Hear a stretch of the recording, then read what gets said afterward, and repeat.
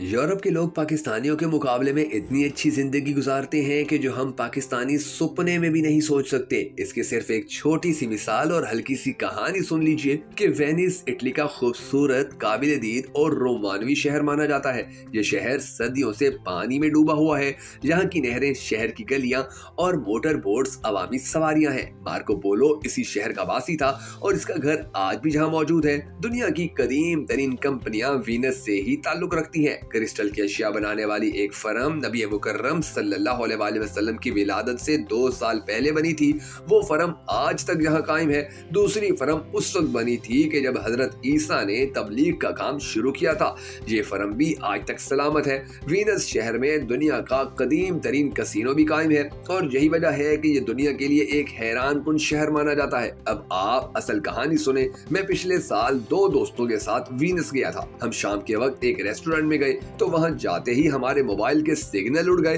हम 5-7 मिनट तक mobile phone से गुत्थम गुत्था रहे, लेकिन वाईफाई तो दूर, वहां हमारे मोबाइल फोन्स के सिग्नल भी नहीं आ रहे थे। हमने वेटर को बुलाया और सिग्नल की शिकायत की तो उसने मुस्कुराकर जवाब दिया कि सर, हमारे रेस्टोरेंट में जैमर्स लगे हैं जहां मोबाइल फोन्स काम नहीं करते। हमने वजह पूछी तो उसने बताया कि ये वीनस का सिग्नल फ्री रेस्टोरेंट है। हम चाहते हैं कि हमारे मेहमान एक दूसरे से गुफ्तगू करें, ये वाईफाई के बजाय खाने को एंजॉय करें। हम इस अजीबो गरीब मंतक पर हैरान हुए। हमने उससे पूछा कि ये आइडिया किसका था। उसने जवाब दिया ये हमारे मालिक का आइडिया था। हमने खाने का ऑर्डर दिया और रेस्टोरेंट के मालिक से मुलाकात की ख्वाहिश जाहिर की। रेस्टोरेंट का मालिक एक नौजवान अतालवी था। मैंने नौजवान से इस अजीबो गरीब आइडिया की वजह पूछी तो उसने जवाब दिया कि जनाब, टेक्नोलॉजी ने इंसान को दूर कर दिया है। हम घंटों एक दूसरे के सामने बैठे रहते हैं, लेकिन हमें एक दूसरे से बात करने की फुर्सत नहीं होती। हम एक दूसरे की बात सुनने के बजाय वाइबर, ईमेल्स और फेसबुक से गुफ्तगू करते रहते हैं और यही वजह है कि हम बतौर कौम ज़हनी तौर पर परेशान और पसमानदा हो जाते हैं। और अब हमारा ये आइडिया हमारे पूरे मुल्क में तेजी से पसंद किया जाने लगा है।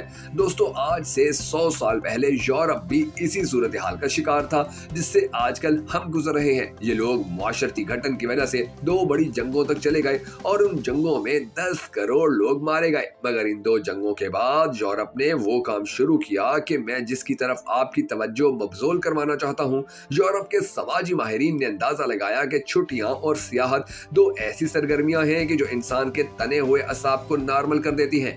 हम अगर लोगों को छुट्टियां गुजारने का मौका दें तो उससे मुआशरे में अमन हो जाएगा। चनाचा यूरोप ने हफ्ते में 2.5 छुट्टी कर दी। ये लोग जुमे की सपहर काम से फारिग होते हैं और सोमवार के दिन दोबारा काम पर आते हैं। यूरोप में जुलाई के महीने में अवाम 1 महीना छुट्टियां करते हैं और वो यूरोप जो 1945 तक एक दूसरे का जानी दुश्मन था, इसमें अमन कायम हो गया। यूरोप में लोग जुमे और हफ्ते की शाम वीकेंड बनाते हैं। ये क्लब जाते हैं, रेस्टोरेंट्स में खाना खाते हैं और स्पोर्ट्स करते हैं। ये इतवार के दिन लेट तक जागते हैं, घर के काम करते हैं, कपड़े धोते हैं, कपड़ों की सफाई करते हैं, स्विमिंग पूल में तैरने के लिए जाते हैं और घरों के लान और गमले साफ करते हैं। ये हर साल जुलाई के महीने में पूरे खानदान के साथ छुट्टियां गुजारते हैं। ये जुलाई शुरू होते ही दूर दराज के सफरों के लिए निकल जाते हैं। ये लोग अमूमन पहाड़ों में चले जाते हैं या गर्म साहिलों पर डेरे डाल लेते हैं या फिर तारीखी शहरों और मुल्कों का रुख करते हैं। ये पूरा महीना मोबाइल फोन इस्तेमाल नहीं करते, ये ईमेल का जवाब भी नहीं देते। छुट्टियों का पूरा महीना इनका जाती महीना होता है।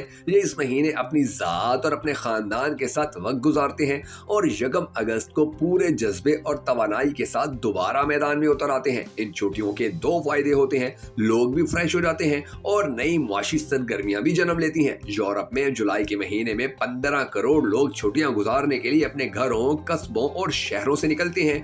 ये आर्जी नकल मकानी 200 अरब डॉलर की नई मुआशी सरगर्मियों को जन्म देती है। ये जूतों से लेकर हवाबाजी की सनत तक पूरे कारोबार को नई जिंदगी बख्शती है। अवाम की इन छुट्टियों को बाकायदा कानूनी हैसियत हासिल है। यूरोप के 15 ममालिक में वो शख्स, इदारे या कंपनी को कानूनी चारागोई का सामना करना पड़ता है जो किसी शख्स की छुट्टियां खराब करने की मुर्तकिब होती है।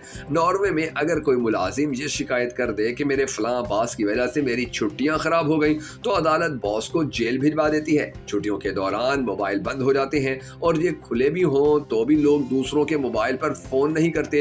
राब्ता अगर नागुज़ीर हो तो ये ज्यादा से ज्यादा SMS कर देते हैं। हम भी इस तजर्बे से फायदा उठा सकते हैं। हम 1 महीने की छुट्टी लाजिम करार दे दें। जुलाई या अगस्त के महीने में तमाम सरकारी और गैर सरकारी दफातर दफातर बंद कर दिए जाएं, हंगामी हालात और इंतहाई जरूरी दफातर और महकमों के आधे अमले को भी छुट्टी पर भेज दिया जाए। इन लोगों को पाबंद बनाया जाए कि ये लोग छुट्टियों का महीना अपने शहर में नहीं गुजारेंगे, ये ख्वाह किसी गांव चले जाएं, मगर ये एक महीना इस शहर में नहीं रहेंगे कि जहां ये काम करते हैं। तो मुझे यकीन है कि इस एक फैसले से लोगों की जिस्मानी और जहनी हालत बदल जाएगी और हम लोग नॉर्मल होने लगेंगे। दूसरा मेरा ख्याल है कि हम अगर मोबाइल फोन का इस्तेमाल भी कम कर दें, हम शाम के बाद फोन बंद कर दें या फिर इसकी आवाज बंद करके इसे किसी ताक में रख दें और अपने खानदान को वक्त दें, तो उससे भी हमारी समाजी टेंशन में कमी वाक़ई होगी। हमसे कोई शख्स सदर या वज़ीर आज़म नहीं है और हमारा फोन दुनिया को तीसरी जंग से भी नहीं बचा सकता। चनाचा हम अगर अपनी जिंदगी में अमन पैदा करने के लिए चंद घंटों के लिए फोन ऑफ कर दें तो कोई कयामत नहीं आएगी,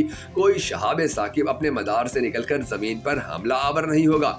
हम लोग फोन उठाकर ऐसे फिरते हैं कि जैसे हमारे फोन ने दुनिया का सारा बोझ उठा रखा है। और आखिरी बात, हम अगर फलस्तीन समेत दुनिया के बड़े बड़े मसले हल करने से पहले अपनी मोटरसाइकिल की सीट ठीक करा लें या गाड़ी का साइलेंसर ठीक करा लें तो भी हमारी जिंदगियों में अमन आ जाएगा, क्योंकि हमें मुंह धोना नहीं आता लेकिन हम पूरी दुनिया के ठेकेदार बने हुए हैं। हम जिंदगी में कभी गोजर खान तक नहीं गए मगर अमेरिका को फतह करना चाहते हैं। चनाचा हम फिशारे खून, ब्लड प्रेशर और शुगर का शिकार ना हो तो आप बताएं क्या हो।